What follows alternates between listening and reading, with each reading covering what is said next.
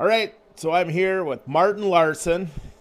And Martin, you're a farmer here in southeastern, south central Minnesota, I guess you could say. I don't know. Yeah, just outside of Rochester here.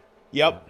And we got to know each other because we're both investors in Green Acres Milling. Yeah. And I think we kind of have a similar thinking on oats has been a really cool crop to bring into your operation, I think. Yep. You know, you're pretty conservation minded, right? Yep. So everything I farm, or pretty much everything I farm, is no-tilled. Do a little bit of tillage to level off some bumps and ruts in the fields, but yeah, no-tilled, and all my corn acres are cover cropped. And then now I have a full 3-crop rotation of oats, corn, and soybeans on all the acres. Yeah, and where you're at here, you're not in the rolling hills. This is fairly not highly erodible ground. We're in a transition area, so some of it is, pretty erodible and steep, and then some of it is flatter ground. But where we have, the flatter ground, we have the wind events, and where we have the rolling ground, we got the water, that erodes. Yep. But there is a fair amount of tillage in this area. Oh yeah. They sell rippers. Yes. Yeah. Around here, so you're in the minority to be a no-tiller. Especially if you go a little bit west and a little further south, it's pretty much all black in the fall. And Yep.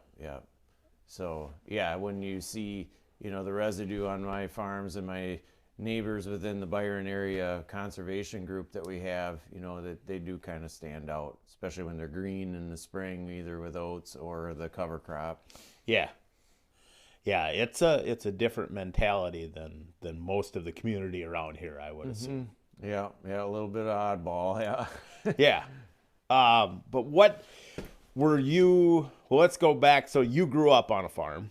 I did, yeah. I guess I consider myself a 5th generation farmer. It kind of varies depending on how you count generations. But yeah, I grew up, started running equipment when I was 10, 11, and kind of never stopped.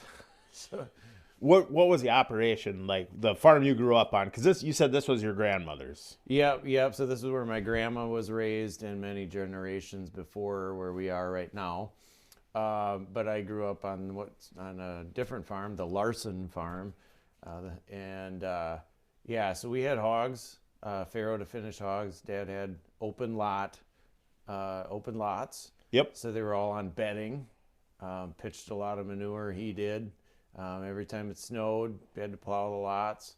My uncle then, because my dad and his brother farmed together. Yep. Had the dairy farm. Okay. So a smaller dairy farm, 50 at the most. He usually hung out around 40 though. Yep.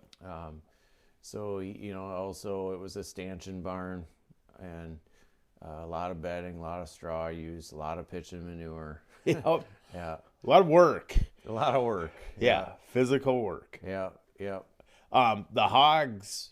So you didn't have so all the finishing and farrowing was outside too, mostly? So the farrowing was in the old dairy barn. Okay. Yep. So we had a farrowing section in there. We had 14 crates. Yep. With wood floors. And then they would move kind of throughout that barn as the groups got older. And then the finishing barn, was a smaller mono-slope barn with open lots in front of it. And like a Cargill barn. Yeah, but we built it, or Dad built it with home sawn lumber. Yep. And then all the pens in the old dairy barn had open lot access too. Okay. So they had where they could go outside and be out on the cement open lot. So did you guys keep hogs until, 98? Did you guys get out in the 90s? No. Yeah, and I recall those years very well. Dad actually stayed in until 2012. Really? Mm-hmm. Yeah, no, the numbers weren't very high at the end, but it was still a farrow to finish operation up to the very last day. Really? Yeah, independent, owned his own hogs. Yeah. So did you go right to Albert Lee or Austin. I mean, with the No, so in the 80s and 90s and into early 2000s, they were sold through buying stations. okay, Way back it was Casson and then Chatfield, and then we we kind of lost our relationship there with the buyer, Hormel, yep, as being a small independent grower. So went to Zimbrota and oh, sold. okay, From the early 2000s on, it was all through Zimbrota. okay, yep. Yeah. So you never went to like South St. Paul back in the day? No.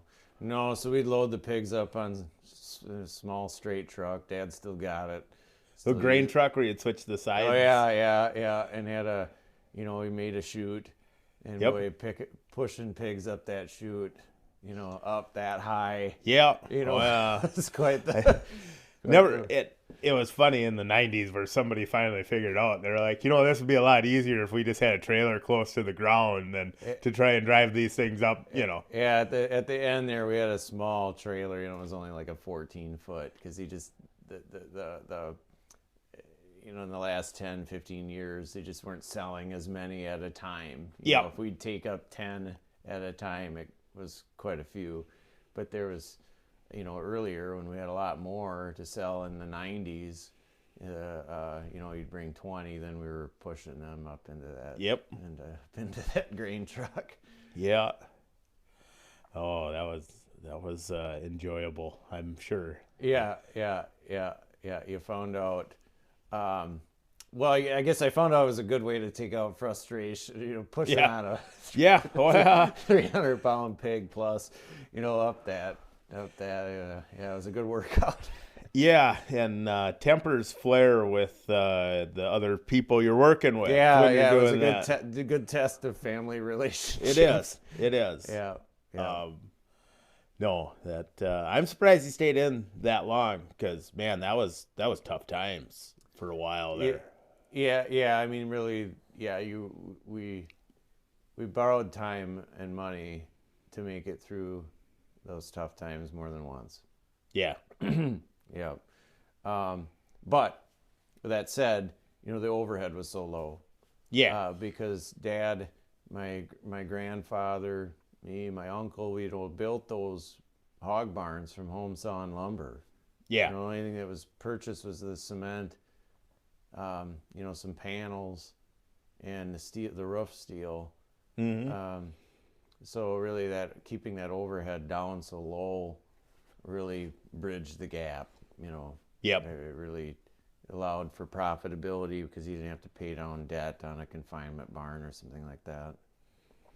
And then the dairy.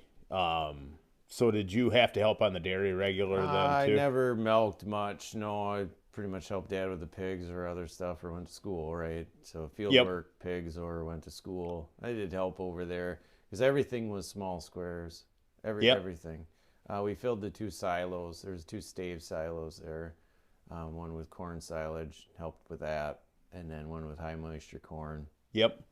Yeah. So we had, but very just at the end did we do round bales even. It was all small squares. Yeah. Mounded up, and the stories of being up in the hay mound when it's 90, 95 degrees. I got them, stuffing the bales down the peak, because they'd fill it all the way up to the peak and work our way out of the barn, right? Yeah. So then, did they have their own? So basically, they had 2 separate operations but shared equipment. Yeah. So they were a partnership. They farmed all the tillable land together, and then they had a partnership between the livestock. But they pretty much stayed in their own, in their own lane, so to speak, of the dairy cattle being over with Uncle Tom, and the hogs being with Dad. Yeah. Okay. When did the dairy? That was earlier. Tom pulled out of dairy in 2003. Okay. Yeah. Again, it was a stanchion barn. Stanchions were too close together, so we had some animal health issues there, and they were actually the wrong direction. Most barns point out, so all the the back sides are towards the inner. It was actually the other way around. Where Yep, that's how my barn the is. feed alley was down the center. Yep. So efficiency there was really, really poor, really tough to milk. So without a big investment into doing something different there, it wasn't, again, the animal health issues, the other things with the barn, it wasn't really feasible to continue in that without a large investment. So, well, rather than invest in a new freestall or something like that, or in the barn itself, they decided to quit. Okay.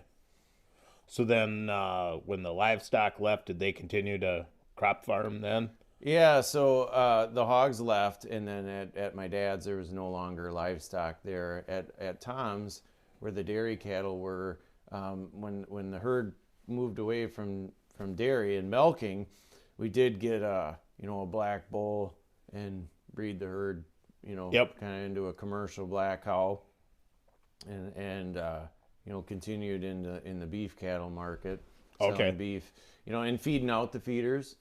So we'd sell the fats. Yep. And keep a herd of cows and calve them, heifers.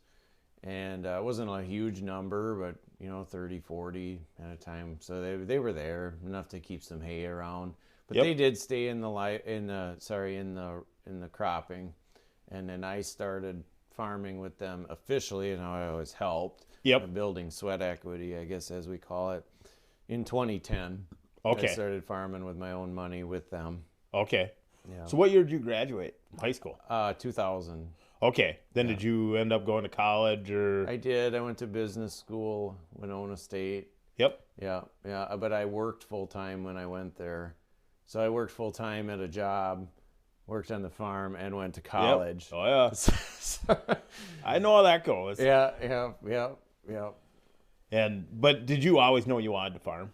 I think in my later high school years, I wasn't sure, And then after I graduated from high school, after that, about that first year being out of school, then I really kind of came back to the farm pretty strong and worked, nearly full-time hours there. Yep. In sweat equity hours. Yeah. Okay. And I knew that's what I wanted to do. Yeah, I have one cousin who helped, and who would help on the farm. And then my brother went into excavation. So I was kind of the last one that, like, yeah, I'd still like to farm. So that's how it kind of ended up. Yep.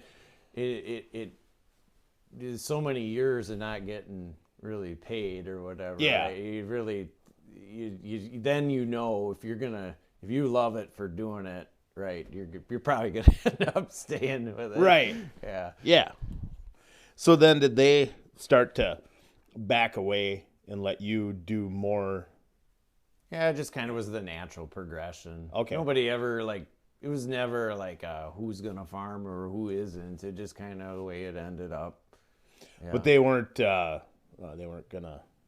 No, you can't run the combine. No, you can't run the planter. No, and nor was I gonna say who could or couldn't Yep. or whatever either. It's just the way it ended up. Yep. Yeah, and they have successful careers and they're doing well, and Yep. that's okay. Everybody's all right with it. Yeah. Yeah. So yeah. Yep.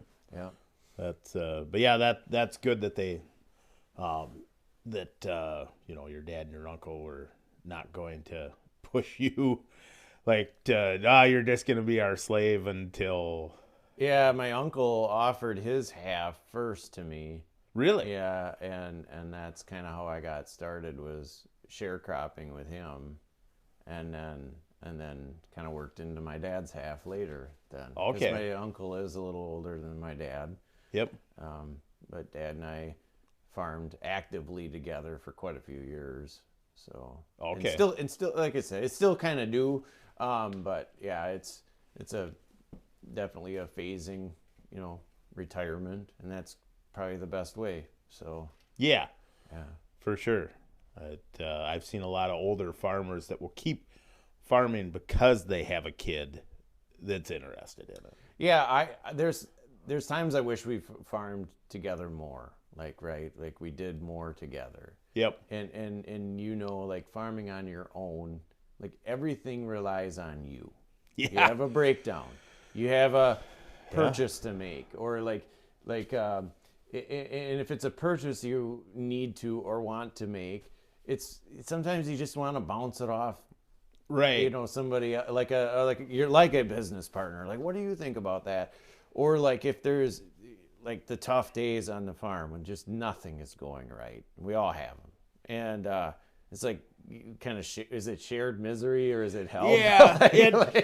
Well, and like, just knowing that somebody else is going to go through this with you. yeah, go through this, you know, like you know, the worst days are like when you find out you got, you know, major engine issues on something that you rely on, right? And like, Yep. oh boy, this is gonna be Yeah. a challenge to get through this, and just going through that with someone that's somebody with you there. Yeah. Yep. It's nice to have that, and sometimes just experience. Yeah. They've seen something that you know, Yeah.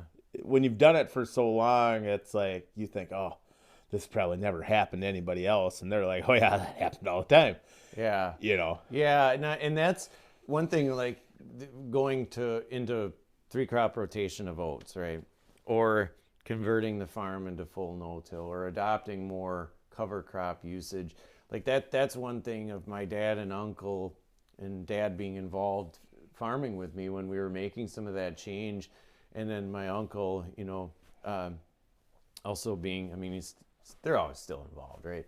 Like the ability to see them like accept that and change, and then and eventually embrace it was pretty cool, because that's after so many years of doing it a certain way. Now we transition over to Martin. Now Martin wants to do all these different things, and usually different things mean risk, right?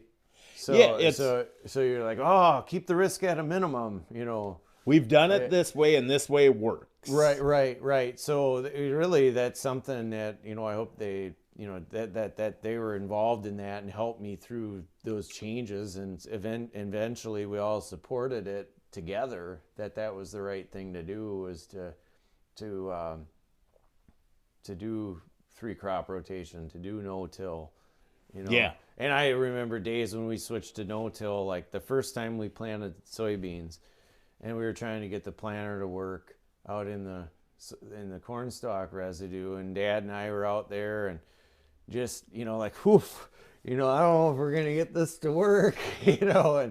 But I specifically remember that together, he and I working on that planter together to get it to no-till right, till there was a point which we were really comfortable with it.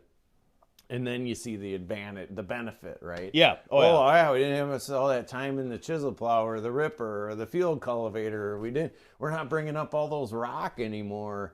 Or when we get that 3, 4, 5-inch rainstorm, we're not watching half the farm wash away anymore. So that was pretty cool to, you know, do that together with those two. Yeah. When you brought up the no-till, was that kind of a what? Sort of? Well, kind of. It was kind of in response to what happened in 2013 here, when we had prevent plant after the 17 inches of snow on May 2nd and 3rd, whenever that was. Yep. And we didn't get everything planted, which we were like forced into that. Like there was like, we just couldn't plant. That was a forcing thing. That was nobody there was a point there where you had to decide how much longer you were going to continue to plant corn, or it just pull kept the raining. plug. Yeah, it just never stopped. And then we tried cover crops for the first time that year on that prevent plant ground, more so for weed control and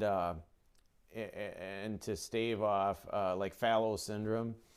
But then we're like, we should no-till into that cover crop ground and just see how it goes. And that's kind of how it started. And then we evaluated these side-by-sides of like where you had tillage and where we didn't. And, you know, by then we had a good yield monitor and ways we could track it better, right? Yep. And that, like, and I know the feeling well because I have it myself, but it was probably stronger in the older generation. Are we missing out on something? Like, we had 55 bushel beans. Well, if we did tillage, would they have been 60? You Right. know, like, Oh, yeah. or would they have been 65?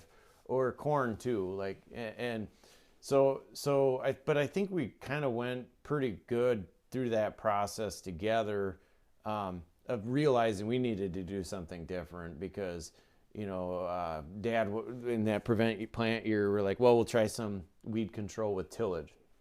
Went out with the field cultivator, like literally the next day, another dumper. Yep. And everything he worked just went whoosh right off the farm.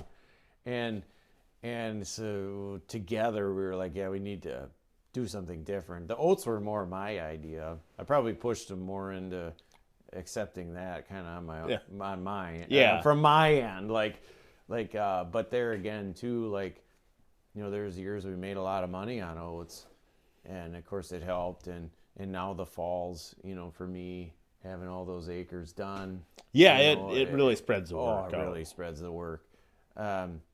So yeah, the older generation may not always tell you, but you hear it through your neighbors and friends what they say about you. Yeah, and it's that actually probably is. I'm more proud of hearing it that way than even maybe sometimes directly from them, right? It's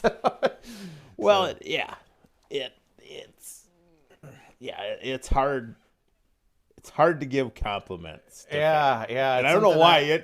It should be easy to family, right? Yeah, but we're you're Irish and I'm Norwegian. So, but it's like like, ooh, we can't share our feelings. Yeah. But that's something obviously I'm working with my son on, is like, yeah, good job. Good job this fall on running that cart.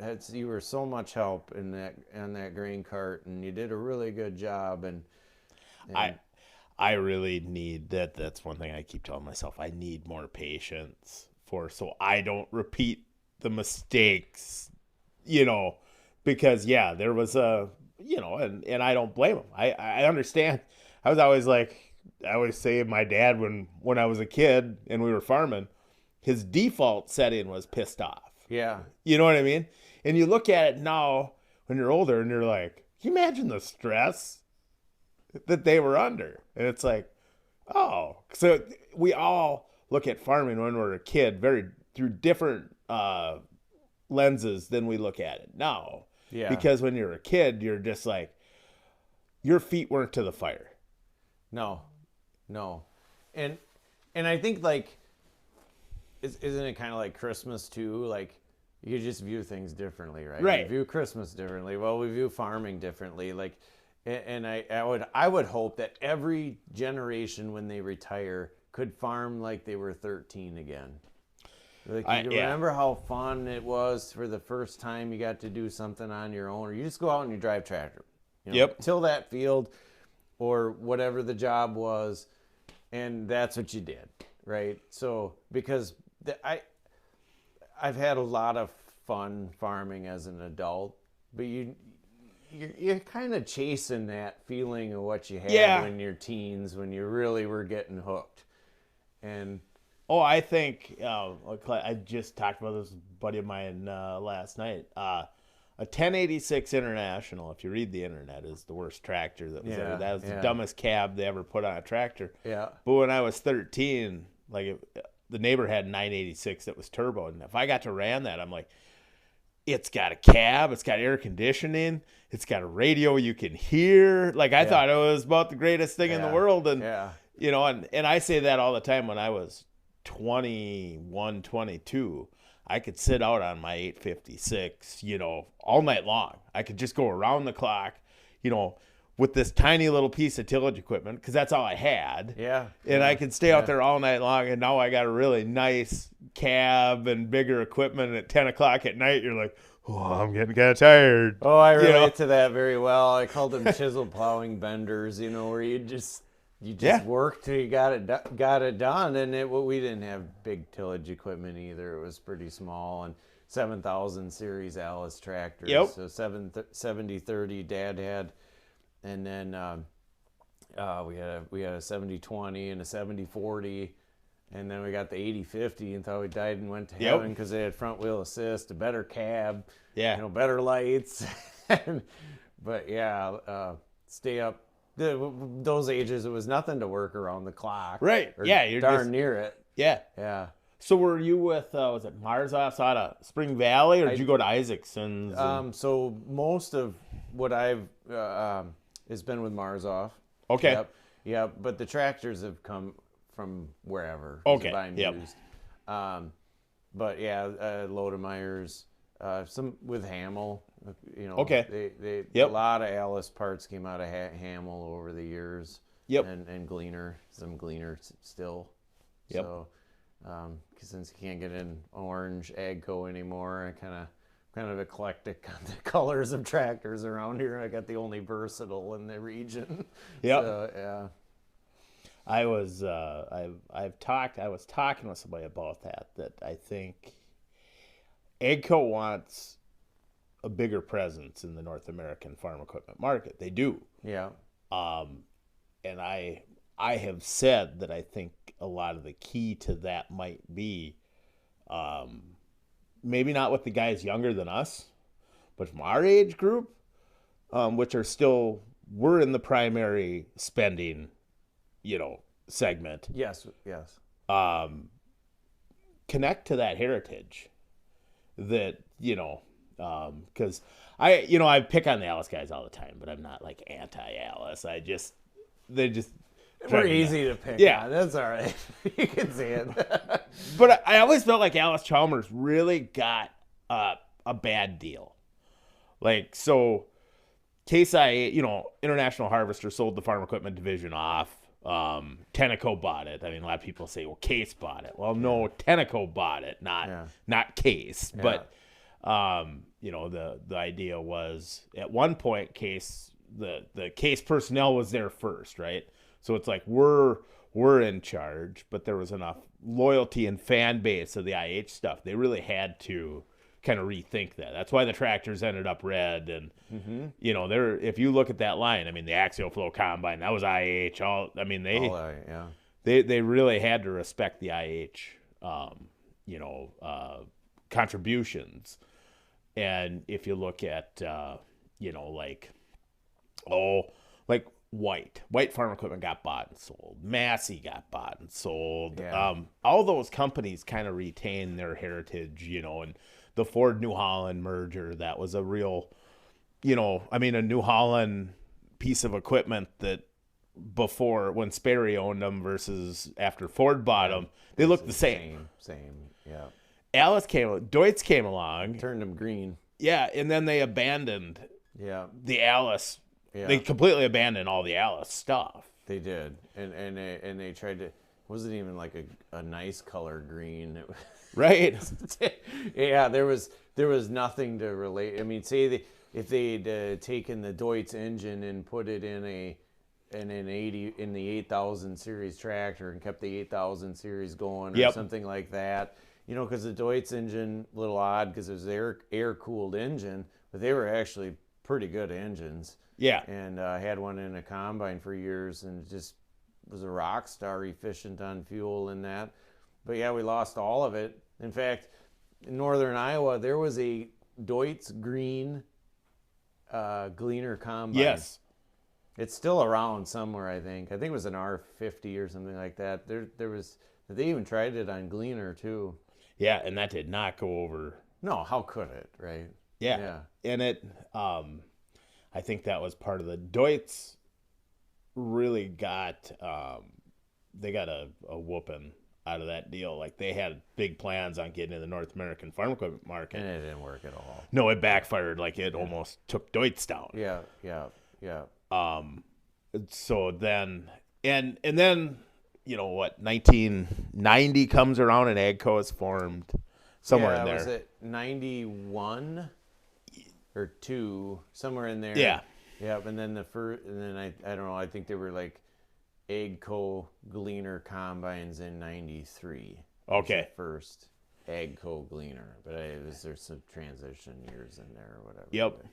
But people think Agco stands for agricultural company. It's like, no, it's Allis Gleaner Corporation. Yeah. And I felt like this is their big chance to, get things right and to live their, like they should have. Yeah, And yeah. it didn't take long before, the orange went away and Right, right. So, like Gleaner, they had, I mean, you think in the 80s, early 80s, late 70s, like how many Gleaner combines there were. yeah, And of course, they rolled out the N Series, was their first rotary. rotary. And that's kind of how they got their silver cedar reputation, because guys didn't know how to set them, Yep. And then really they refined that rotary with the R50, 40, 50, 60 were to some degree. This wasn't as clean as the 50. And then, the 2 Series, they sold a lot of R62s. There's a lot of those out there. But they never caught up to where they were before, Right. in the 70s and 80s, early 80s. And part of that, I think, had to do with IH. Because IH, prior to the axial flow, was, boy, they were like a distant number 5. Oh, there was in market share. It was a terrible combine. Yeah. What were they, 850s or whatever? 815, 915. Okay, yeah, stuff. 15s. Yep. Yeah. And they were not loved. Then the axial flow came out, and then they just that was a good combine. Yep. They really had something with that. Yep. Yeah, and the marketing, right, too. So like Deere and IH, they were really in the Gleaner. Lesser extent, New Holland, of course, was still kind of in there. Yep. A little bit. But and then the dealer network started to kind of fade away. I think that with all that merger stuff happening, the buying and selling of brands and then dealers closing, I think that was when Deere really got, like, they were able to just run away. People started to be afraid. So say you bought a brand new Allis, 80, 30, 80, 50, 80, 70 in 1984. Yeah. And you're like, okay, it's the 80s, we don't have any money, but we bought this brand new tractor, and then the company gets sold and the value of your tractor starts to plummet, and you're like, wait a minute. People started to be afraid of where their equipment dollars went, where the Deere was Deere, and they're like still there. And yep. Yeah, and I can see over the years of buying just tens of thousands of dollars of AGCO parts, right? They are great with parts. Really good. Yep. As far on all this older stuff that I still run in the combine, you can get it, and in a short period of time. Yep. I've yet to come across, knock on wood, right? I've yet to come across the part I couldn't get. Okay. So, yeah. There's maybe some front end parts on that 8050 we had to have a machine shop do, but other than that, on that combine, it's all there and available. Yeah. It's interesting how that farm equipment market, in 50 years, the change that went. Yeah. If you'd have said 50 years ago to somebody in the combine market, this is how it's going to play out in the future. I think in 75, Deere might have been number 1. Yeah, I think they were. I think they were. I think they've kind of, yeah. But yeah. If you'd have said, well, IH is going to end up number 2, and Massey isn't even going to have a combine. Yeah, there's no Massey combine anymore. Yeah, people would have looked at you like they were crazy, because at one point Massey was number 1. Yeah. And they were still very... And even 10 years ago, they had a great combine. Yeah. There's nothing wrong with it. I thought there was some unique things on that, there again, I'm always a fan of the lesser bearings, the lesser number of shafts, and all that good. And they had just so few turning parts and that kind of. That's what I like about a Gleaner. They had a good combine, but it's gone now. Because you can't. Because if you're under AGCO's hierarchy, you got Gleaner Fendt, yeah, and you had Massey, got Gleaner still. Yep. Yeah. It's crazy to think about, but how that went, and You know, in equipment, I say too all the time, somebody buys a new tractor today, it's not that big of a deal. But growing up in the 80s, if somebody bought a new tractor, it was like, And everybody noticed. yeah, like, Yeah. what? You know, Yeah. like the IH or Case IH dealer in town, I think in like the late 80s, they sold 3 new tractors one year, period. And they were like, that was a pretty good year. Because it was better than it had been in the mid 80s. Yeah. You know? Yeah. Where there's none or Yeah. yeah. So it's funny how that went, but I kind of feel like this progression, this you know, even the taking for granted of guys having new equipment. Like we're just used to seeing guys have new equipment. That I hate seeing all the small farms disappear. I still liked it better when every farmstead had a farm. Oh, absolutely. You know. Yeah. And it was better for the schools. It was better for the small towns. Yeah. The grocery stores, the hardware stores, the implement dealers, everything. You don't really know where to stop. I say that, and I'm sure it's the same way here in Byron, Cass, and all the, you know, hell, even Chatfield. All that stuff is your proximity to Rochester.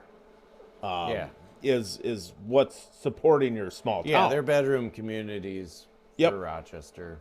Yep. And same way with us with the Twin Cities, where it's like, I'll talk about how I feel like the rural economy has really gone downhill, and people look around and go, I don't know, your community looks like it's doing really well. And it's like, that's not from the farm economy. We're no longer, agriculture does not drive the economy of these small towns anymore. No. And when you get out of proximity to a large population center, the cities, Rochester, Yep. you get out in deep rural Iowa, I mean, it's dismal. I mean, the building sites are getting tore down and farmed over. Yeah. And the abandoned schools. You drive around northwest Iowa, a lot of the abandoned schools are still standing, so you can kind of see the ghost of what was there. But there's no reason for young families to stay there. Right. And so that then once they leave, it's just all it's a toppling domino effect, right? Well, it's destroying the middle class. Like, so the middle class was a big percentage of our country, right? Yeah, and rural farmers, right? Yep. We call kind of identified as being middle class rural, right? Yeah. And a farmer was middle class, definitely middle class. Your implement dealer in town, or the guy that owned the feed mill, or the guy that owned the hardware store, he might even been upper middle class. Right. Because, he had a lucrative business. Or, And some farmers were upper middle class too, right? Some were lower middle class. Yeah. But we're shrinking that group. Mm-hmm. And that's bad, because that's what built our country. That's what made our country so good, was a big strong middle class. Yeah. So if you think in this state of affairs, right, or whatever, like, how could you help support small family farms stay on the land? And don't you kind of gotta really stop and think, go, boy, what can we do? Right. Like, it's a tough question to answer. And I think, to me, the solution is, like what we're doing with the Green Acres thing, where it's farmers investing together, like co-ops. We are forming these co-ops. Like, co-ops went a direction that I don't know if any of us are happy about, right? We're both in the territory of, say, egg partners, right? Yep. And if we both walked into a respective egg partners location, and they knew you farmed 5,000 acres, or you farmed, and the next guy farms 1,000 acres, and the next guy farms 500 acres. Yeah. There's going to be 3 different prices. Yeah. And that shouldn't be, because we're all a co-op, right? It's supposed to be, So we're almost like farmers, like in Green Acres Milling, like we're kind of starting down here again with the co-op model. Yep. And the whole, like, if we're gonna call it the the oat mafia is kind of, even though it's not an entity, it's that same collective farmer Right. network of whether it's seed, uh, agronomy support, or now like marketing of oats. Yep. That's that same. Yes, you're correct. Like farmers kind of coming back to basics a little bit. The smaller farmers that there are left of us, right? That that can go a long ways. Well, Yeah. look at this is the land of Land O'Lakes, right? Land O'Lakes was Yeah. famously formed Yeah. because Minnesota producers were not getting a fair price Yeah. for their dairy products, and it was to kind of beat that, break that mafia that kind of controlled everything. Yeah. And now it's becoming a caricature of itself, where look at CHS. CHS is building ports in South America. Like, Yeah. I know. so you're taking member equity from the people that built your business to create competitive, right? Yeah, a direct competition port. Yeah, Yep. Yeah. So it's no longer, to me, that's no longer a co-op. Where I think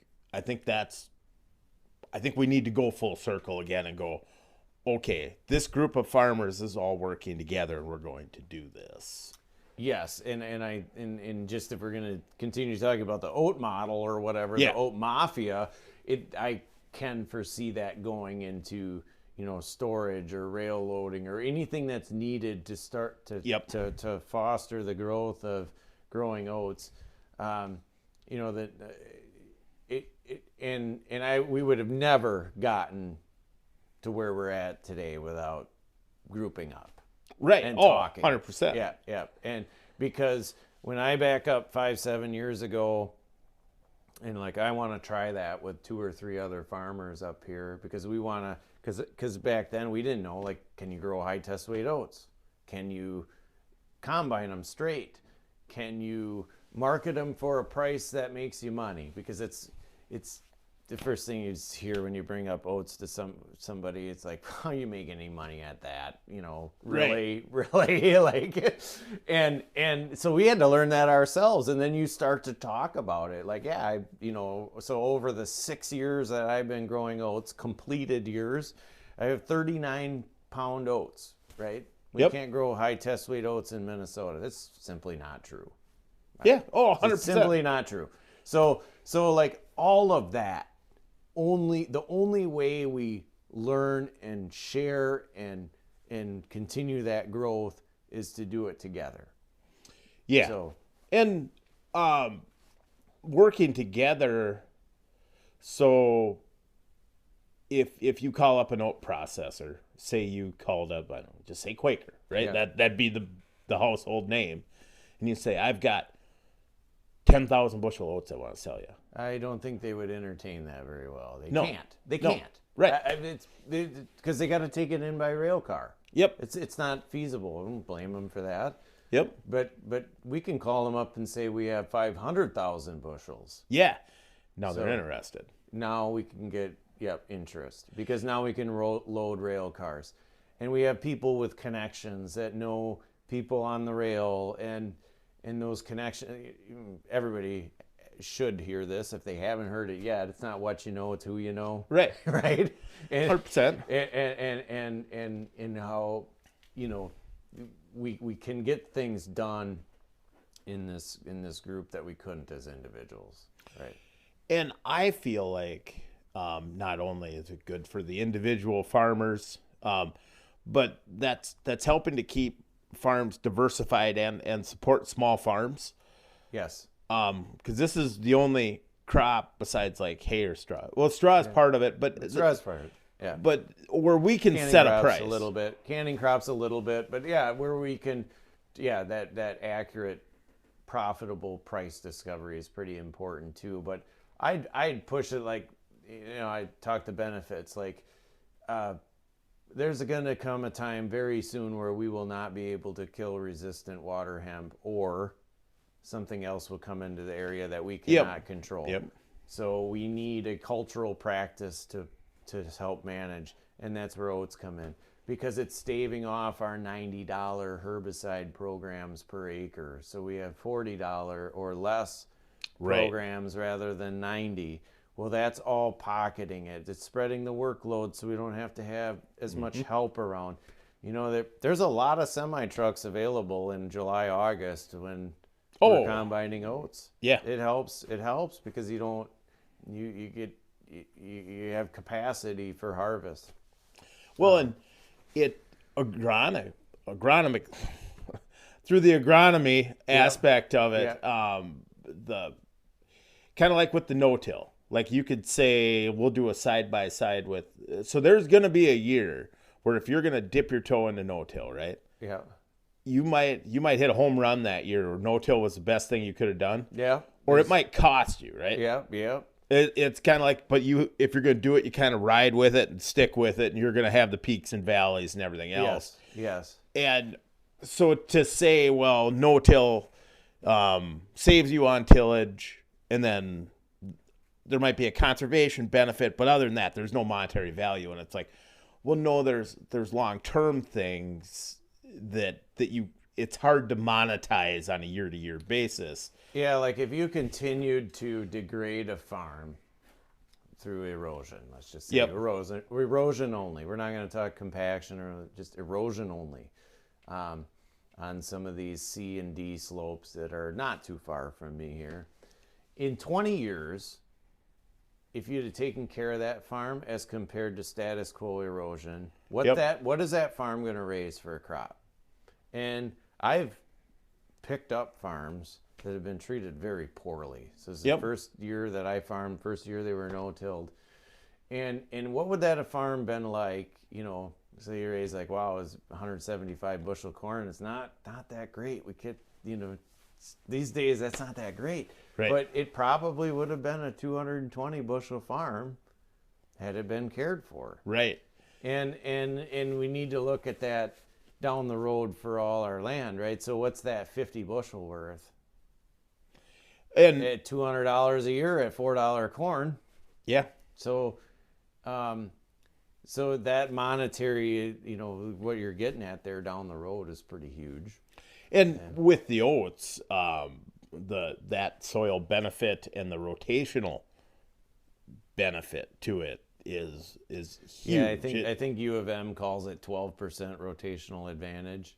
Yeah. Now, I mean, we could pick a number. We don't have to use that one, but there is absolutely rotational advantage there, especially on the soybeans, I think, because you're spreading out that disease cycle. You get a 2 year break on them beans. It'll be better. Yeah, but it is for corn too. Yeah. Corn after oats, I've found is better than corn after beans. Yeah, I think in all years are different. So again, you can hit a home run some years, it just blows it away compared to soybeans. Other years you might have a challenge with a wet spring or something like that. Whatever, right? So apart from that, right, like you're kind of getting into the realm of where do you grow your best corn? Well, it's the corn after hay, right? Yeah. When you break sod, it's where your best corn is. Well, you're kind of getting that way a little bit, that you're after a cool season crop. It's got a fibrous root. You've probably chased it with a cover crop. If nothing else, you got another crop of volunteer oats. So all the things are getting put in place to get that yield bump on the corn. Yeah. So to just go, well, if I'm going to grow 100 bushel oats at say 360 a bushel, and I'm going to sell some straw, but I lose some potash when I sell the straw, et cetera. So you're going, well, my gross dollars on this is only going to be $500 an acre. Yeah, so I just snuck out break even. Let's just say, let's just be real negative and say I just was even on the oat year, which, you know, I'd argue you don't end up with that very often. But I could point out all the corn and soybean years that happened too. But you're right. Yeah. So If then you go, well, then there's no reason not to just grow. We'll grow corn. We'll grow 200. Let's just say 200 bushel corn at $4 or $4.50, and we're going to be, you know, X dollars on this. there's it's the unseen part that you Well, kind of get that, in your corn crop. So like, and even like growing beans, when they do the cost, the profitability of corn versus beans, it's like, well, okay, right, the beans aren't as profitable, and I don't like beans, but I grow them. yeah. But it's like, but your corn after these other crops is way better than the corn at, like, so. Yeah, on average. So do you get really, if you're going to do proper cost accounting or profit accounting, like if you grew 20 bushel more corn or 10 bushel more corn or 3 to 5 bushels more soybeans because you put oats in the rotation, you really should be moving that over to your oat year, Yeah. because you wouldn't have it if you wouldn't have done that. In theory, if you're doing your year-end financial statement, I mean, you could almost categorize that X as investment in growing crop, Yes. because it's pre-applied fertilizer, whether you. Yeah, and that's not even like, because oats are much lower cost to put in, borrowing the money, you don't have as much interest because you're not throwing as much money out there. So there's a lot of more accurate ways to do the accounting on the oats, because you always hear like, what are you making on that oat crop this year? And well, nothing. Yeah. You'd be like, why are you doing it? Well, Yeah. here's why. Yep. And I built a spreadsheet. It's pretty valuable, where you can compare your farm doing a 2 crop to a 3 crop and putting the oats in there, and how your end bottom number could look in these 2 different models. And when you have this 3 crop model and you accurately apply the numbers to the spreadsheet, and your bottom line, you look at the costs. I have 2 different Yep. 2 different important numbers. One, the amount you have invested year to year into your growing crop is substantially less when you use oats, right? Yep. So the less money you got to put out, generally, to me, you can return on investment is what we really need to look at. And then you look at your bottom line profit for the farm, and you compare that. What's your return on investment? Because arguably, if it's not invested in the farm, you could be doing something else with it, or you don't have to come up with it. Right. Borrow it. Yeah. And I'm pretty adverse to borrowing money. I don't know. It was really, still talk about like something that your older generation teaches you. And it's like, no, that's not, I mean, we need to borrow money because that's how businesses work. You borrow some, you can really move things forward. You have to borrow a little bit of money safely. It's a good thing. But the less you have to borrow in general, you can do other things with that money. Yep. So, and then, the diversity that the oats has brought as far as, we have cattle again. yeah. Like, I couldn't take my good tillable ground, seed it down to hay, and just feed beef cows on it. Like Right. I can't make as much money on that, but I can grow cover crops after oats. I can, I have. Bale 'em. Yep. There's other things we can do, and then it's like, oh, well then I got some waterways that we hay now. And it's like, well then if we've got cattle around, well then I might as well harvest those waterways for hay, and we'll feed that to the cows. Well, we might as well pasture this over here. Well, let's give them some corn stalks in the fall. Let's run them out on corn stalks. This is all stuff that wouldn't work by itself. Right. You can't say, I'm going to hay those waterways and make a bunch of money on 3-4 acres of waterway hay. Yeah. It wouldn't work, but we'll add that with grazing this waterway we got over here. We'll run some wire around it. We'll turn the cattle out on it, and we'll. Yeah.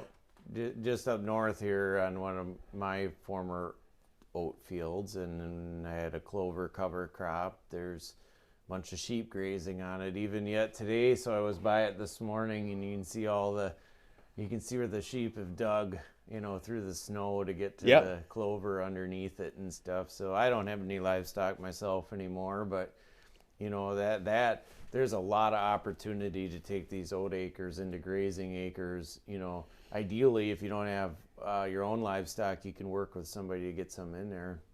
Yeah, and you know, when you think about that, you're once again helping keep another small operation. Yeah. And bringing the reason, like your area and my area, we're all heavily livestock. This wasn't cash grain, strictly country years ago. Right. And so that meant there were more farms because, you know, smaller acres, you know, with a lot of Small diversified farms. Yep. Yeah. So that whole thing was good. And the other thing I'll say quick about the oats is, to me, just when you look at our country as a whole, you know, a lot of people get wound up about politics. And I'm not making this political at all, but what I'll say is when we talk about tariffs and we talk about trade relations and everything else, it makes no sense to me to grow a crop that another foreign country has control over our destiny, whether they're going to buy it or not. And then we're importing a crop that we could easily raise here. Yeah, that's the key is like we can raise it here. And there's a lot of factors in why it ended up that oats got growing in Canada. Yep. You know, over the years, RFS was not renewable fuel standard was not removed from that. Because it made it so good to grow corn here. Right. And back then that is where the stories of 25 pounds, 50 bushel oats came from, was that era. Right. So no, I agree. Like it makes sense to me to be growing it within 50 miles of the plant or the mill. 100%. Or even 100 miles to the mill, as to 800 miles from the mill. Yeah. I mean, regardless, we can look at that from an economic, we can look at that from an environmental aspect. There is so many good things. We could fill all the boxes. Are we going to talk environment and groundwater? Yup. Are we going to talk economics? Yup. Policy, farm policy? Yup. Like we can check it politics or not. Like it's a universal good. Right. Oh, absolutely. Yeah. Like for me, the oat thing was just kind of a perfect storm of, I do drain tiling, in my off time from farming. And when the only time I'd get time to do my own tile work, I was like, you know, I got time in the summer. So then it's like, well, I'll plant some oats there. And then I'm gluten free. My dad has celiac, and they said you probably have it, and it'll get worse as you get older. So then I gave up gluten, and now when I eat it, I get sicker than I'll get out. So I went gluten free, and then it was like, so I was doing a little bit of oats for my tile, and then I was gluten free, and I'm like, and I didn't have livestock again for years. You know, I went years without livestock. 09 was the last there was any cattle around. And I kind of found myself I wasn't making hay, but I would grow my oats, and it was almost like it brought me back to being a kid and doing livestock, and I really enjoyed that. Somebody asked me, why do you grow oats? And I said, it's my therapy crop. Yeah, that's good. Yeah. It was kind of, it was something that reminded me of being a kid, you know, summertime. Oats was right about the time of the county fair. We'd always have fresh straw for the county fair. And I'm like, yeah, that kind of clicked. And then I'm like, you know, what if we treat it like a crop instead of the way we treated it years ago? And that's so key. Yeah. Yeah. To treat it like a crop. Because if we grew corn the same way we did 70 years ago. Yeah, you'd have 110 bushel corn. Not even. Yeah. It'd be like 70, 80 bushel corn. Yeah. And then, boy, corn wouldn't look very profitable at 70 or 80 bushel corn. No, it would not. And think of where oats could be if we'd invest in it. Right. Varieties, better, you know, varieties, we have a long ways to go. Yeah. To get some disease resistance. And that's the other thing is, you know, and for people that are saying our climate isn't right to get the big oats, like, I can grow 40-pound oats. I've had 40-pound oats. I delivered a 44-pound oat once. Yeah. You can. Yeah.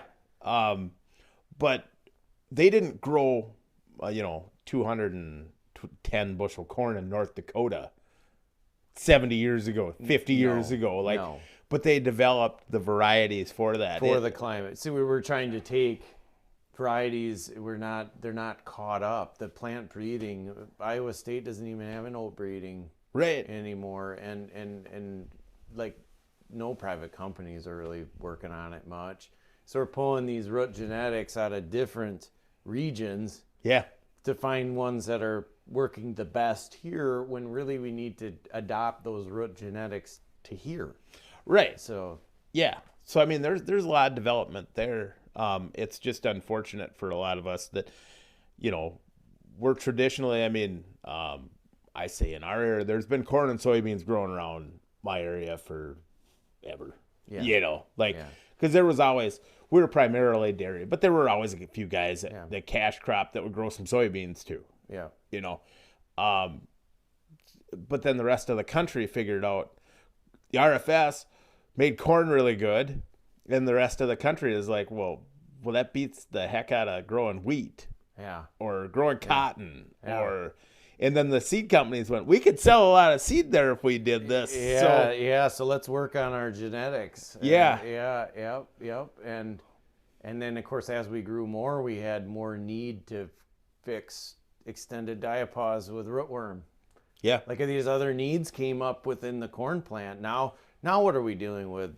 What was Goss's wilt a few years ago, but it's tar spot. Mm-hmm. It's southern rust this year, and we will only see more of that if we don't break basically the monoculture, right? Yes. The pests will find a way, like we will select that out, and we will have more challenges the longer this goes on of monocropping. Yep. That's the facts. I think we need to, diversify, and I hesitate though with the oats thing with getting too much plant. I don't mind plant breeding, but I don't want Roundup Ready oats. I don't either. But we can just work on a few things like standability, right? Yep. I don't disagree with you. We don't need it. We don't need Roundup Ready oats. Yeah, I don't think so. But I'm excited that we have the land grant universities working on this, and then let's get some more small farmer co-ops working on this. Yes. I don't necessarily want Bayer and Syngenta and all these companies get in there. To get in that too. Yeah, because next thing you know, they'll be like, have you heard the price of oats? Oh, we bought the new tech oats, and it's worth $300 a bag. We're going to be signing technology agreements. Yeah.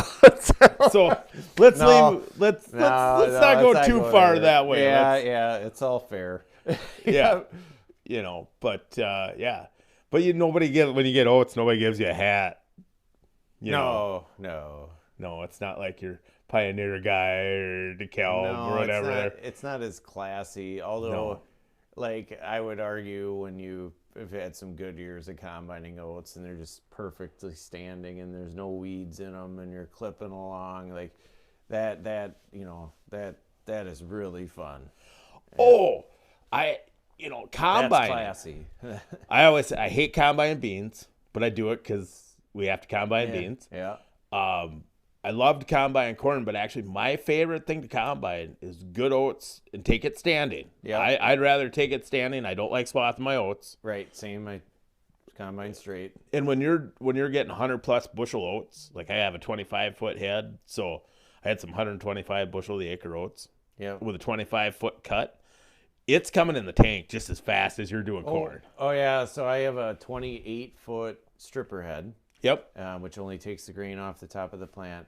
When it's standing, I can go 5-6 miles an hour with 28 feet cutting straight, and it's almost you talk about fun, and yeah, like you'll get up to capacity of that combine real quick as far as what it can separate and what it can get up into the grain tank, and I have seen legitimate 200 bushel oats on the yield monitor. Yep. Now, that's Yep. legitimate, where you know where it's not and where it is, like if you slow down quick or whatever, Yep. right? But this is going across the field at consistent speed and watch that yield monitor climb up over 200, in the good areas of the field. Well, then you know it's possible to raise 200 bushel oats. Yeah. Oh, 100%. Yeah. It's and that was the whole thing with, well, let's treat it like a crop and manage it. And we will learn more there too, even if genetics are a little slower. Like, I think we will beat genetics by agronomic principles. Yeah. Because one thing too, it's like, well, the oats of our grandfathers or of our fathers were 2 bushels what you seeded. Now we're 3 or 4. Right. Much thicker. We never sprayed them with fungicide in the past. Yep. And now we know that it's probably what we got to do to keep crown rust away. Yep. Just those 2 alone. Another thing we've learned is copper. Like copper for standability so that it's not going to blow over. And that's not a growth regulator, which, we'd like to stay away from that. Yeah. So what we're learning is, we're learning pretty quickly. Yeah. Faster than genetics. So, yeah. Yeah. Well, I suppose we should probably get to the meeting. Yeah. Probably going to be late. Yeah, that's, I don't know if I've ever been on time, so that's fine. But yeah, well, thanks a lot. Yeah, thank you.